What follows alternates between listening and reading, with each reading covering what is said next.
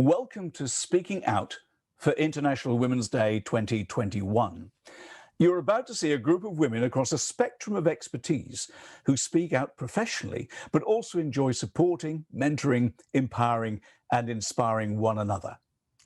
To celebrate International Women's Day, they share some of their thoughts with you about choosing to challenge, the theme this year, and speaking up and speaking out. Whether it's getting into the right mindset, how to have difficult conversations, how to find your voice to communicate effectively, how to develop your leadership style, how to lead from the edge, or ways of increasing your courage to speak out yourself. Enjoy the conversations, and contact details for each speaker can be found at the end of the program. Our first speaker is an expert in the field of conflict resolution, known to her clients as the Barefoot Mediator, and author of How to Beat Bedlam in the Boardroom and Boredom in the Bedroom, and the authority guide to conflict resolution. She helps people in all walks of life to become resolutionaries, teaching them the basic skills of mediation. She enables people to deal with difference and diversity in ways that are non-adversarial and solution-focused. Her mission is to create a tribe of barefoot mediators equipped to lead and inspire others in times of change, challenge, and crisis. Speaking out about the power of conversation in challenging times, please welcome Jane Gunn. So why is conversation so powerful in these challenging times? More than ever, people are experiencing tension in everyday relationships, disagreement with colleagues we no longer meet with, anyone feeling zoomed out, arguments with family members as we juggle work-home life. Yes, my husband did creep past the office in just a towel during a board meeting, and internal conflict created by stress of the times we're living in, COVID hair being one of them. Does that sound like you? All of these issues have been multiplied and magnified over the past year. And as I explore in my book about bedroom and boredom, there is an enormous overlap between the impact of challenges we experience at home and at work. So I've got 3 quick tips for those of you listening. Avoid. I know most of us avoid conflict till it's too late. And so I have a mantra: whatever is unspoken is hardest to change. So tip 1 is recognize when you're avoiding dealing with a difficult situation or having a challenging conversation. Diversity. More than ever, we find ourselves disagreeing with others, whether it's lockdown, COVID, Brexit, climate change. There are so many big problems in the world right now. And that diversity of views is actually a good thing. Why would we necessarily agree about them all? So tip 2 I teach and you can learn is to disagree without being disagreeable.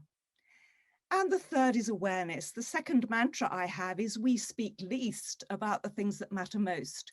So tip 3 is know what matters most to you and why, know what matters most to them and why, and know what matters most to you and why, and find a way to share that information. So on this International Women's Day, I choose to challenge you to recognize the power of conversation, recognize when you're avoiding it, learn to disagree without being disagreeable, and know who and what matters most to you and why. Thank you. Now, please welcome former rally champion, TV presenter, boxer, mountaineer, and multiple marathon runner, and leading authority on mental toughness, Penny Mallory. Hi, everybody. My subject is mental toughness, which I think right now is so important for everybody, because the definition of mental toughness is the ability to manage the stress, the pressure, the challenge, and the chaos of life. And if the last year hasn't given us that, then, I don't know what planet you have been on. So mental toughness, the more we can develop it, and it is completely developable, the more we are likely to have a relaxed, enjoyable time and take things in our stride rather than getting really stressed. So I wanted to just share with you the 4 aspects of mental toughness. The first one is control, how much you feel in control of your life. And some of us are feeling really out of control right now. And some of us actually, the really mentally tough, are feeling really in control, like we are in the driving seat. We choose the destination, the pace we travel. And then, of course, the more you can develop a sense of control over your life, the more likely you are to enjoy life. Interestingly, the second aspect of mental toughness is commitment. And, this is our ability to set a task and to complete a task. And right now, people's level of commitment is, well, for some people really, really high, and for some people incredibly low. But of course, the more committed and conscientious you are, the more you are likely to succeed. So we've called this event Choose to Challenge, and challenge is actually the third aspect of mental toughness. Seeing a challenge as an opportunity, not a threat. There is usually, almost always, something in every situation that we can take to be useful, for good. So to see a challenge as an opportunity is really important.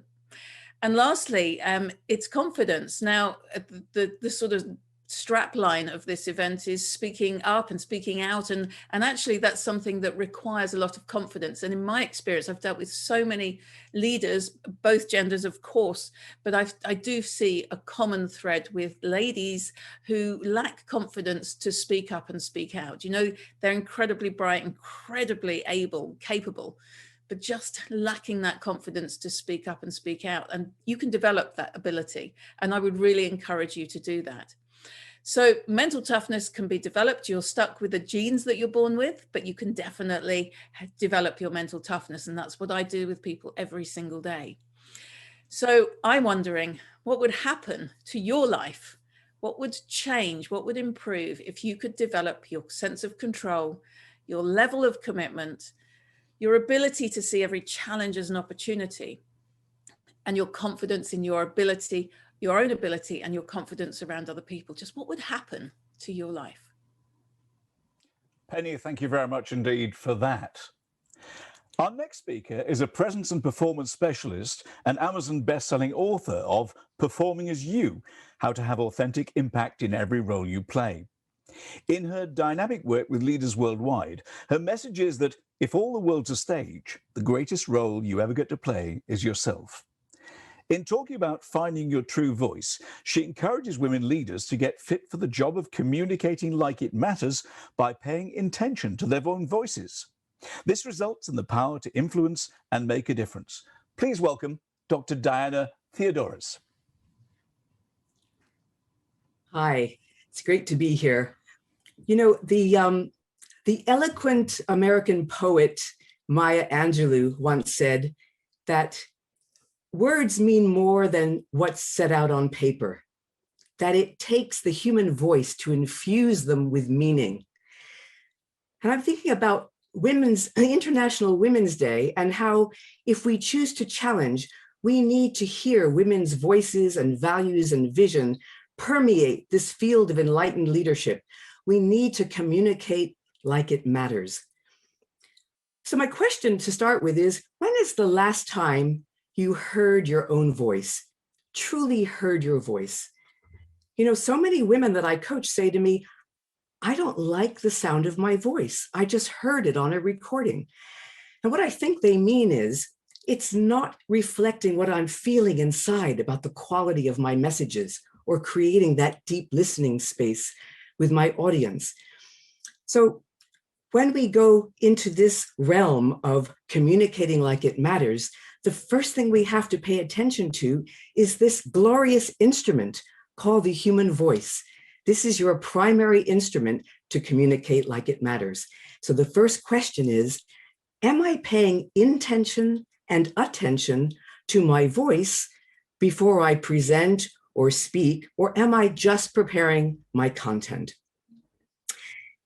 It is not a soft skill, this whole business of communicating beautifully. It takes physical fitness. It takes fitness for the job. And here's the great news. Whether you know it or not, you've all got a portable voice gym.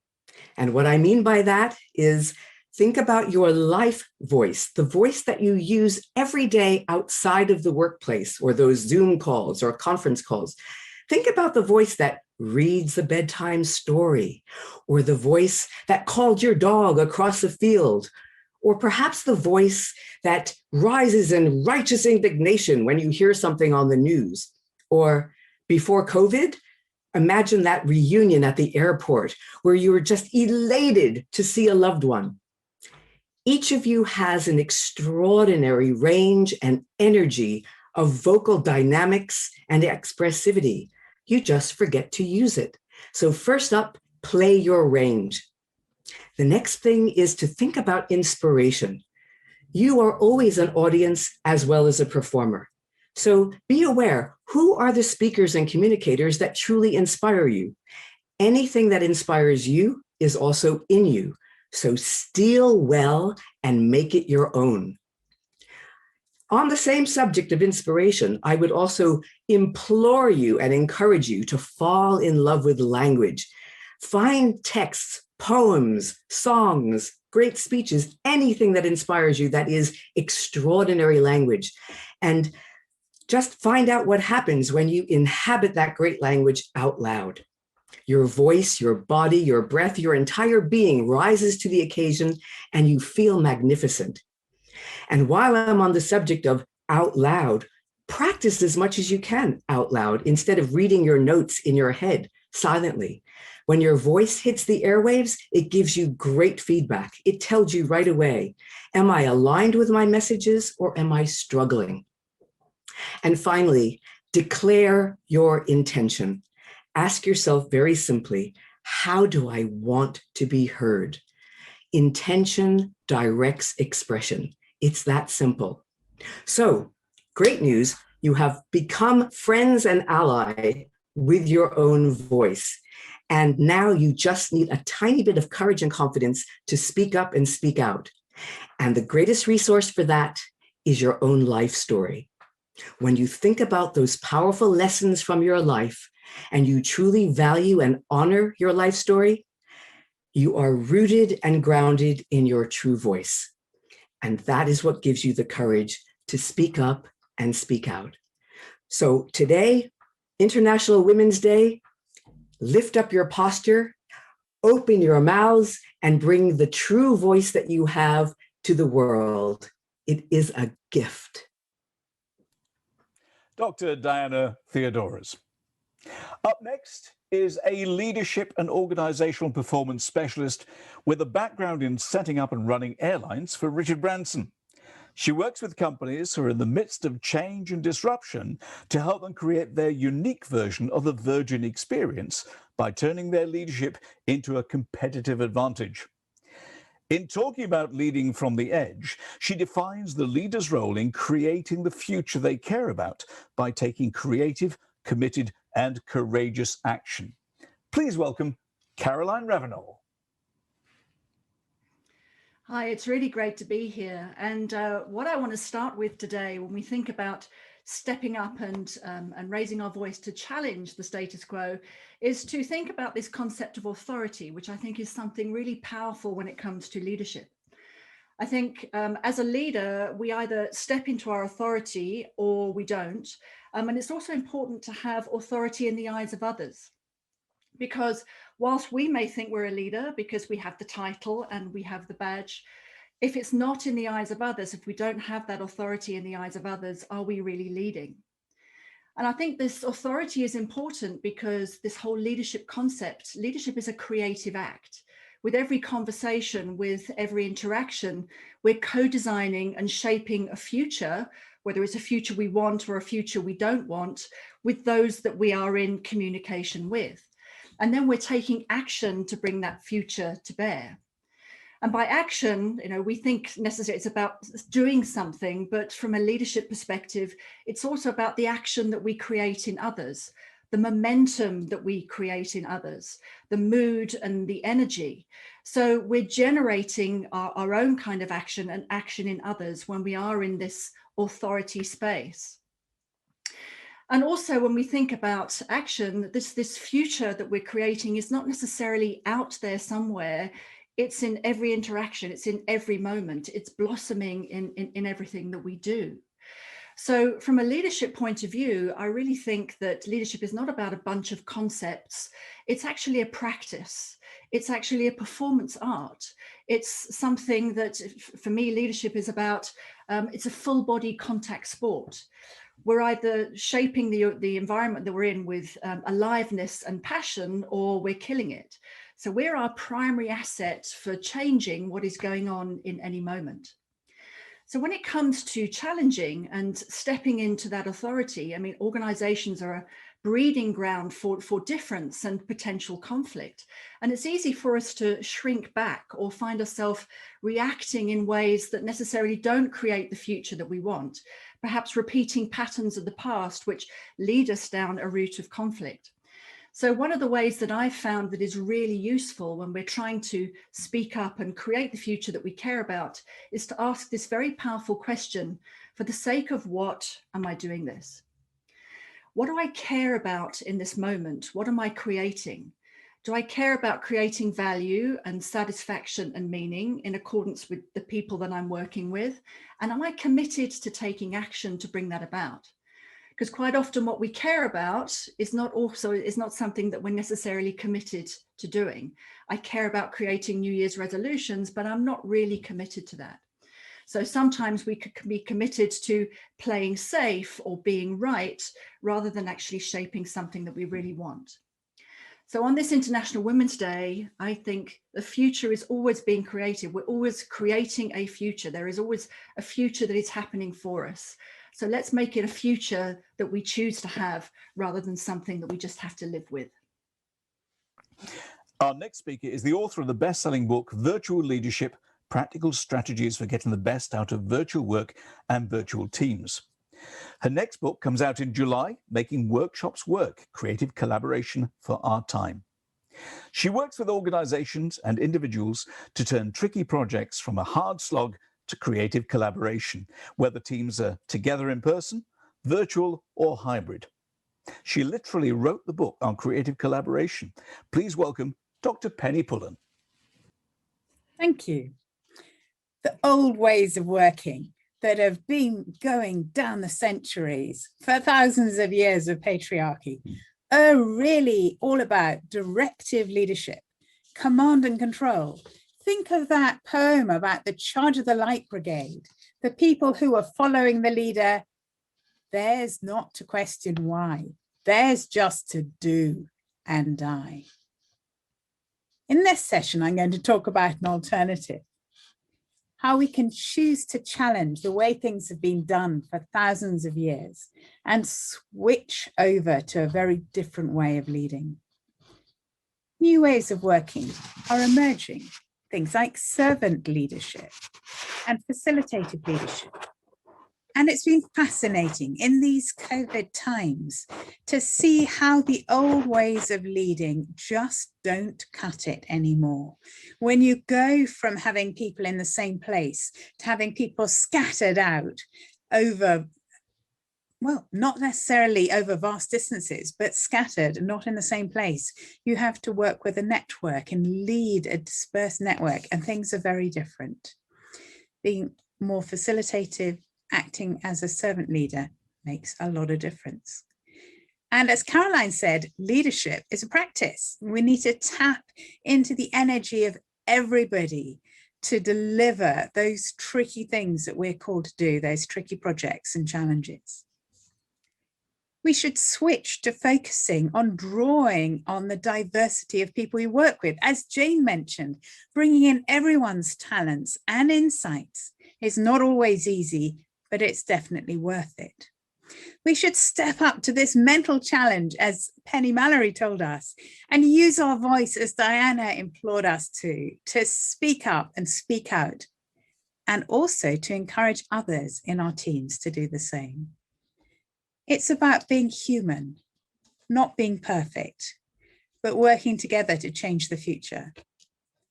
So remember, in these challenging times, working together doesn't have to be a slog.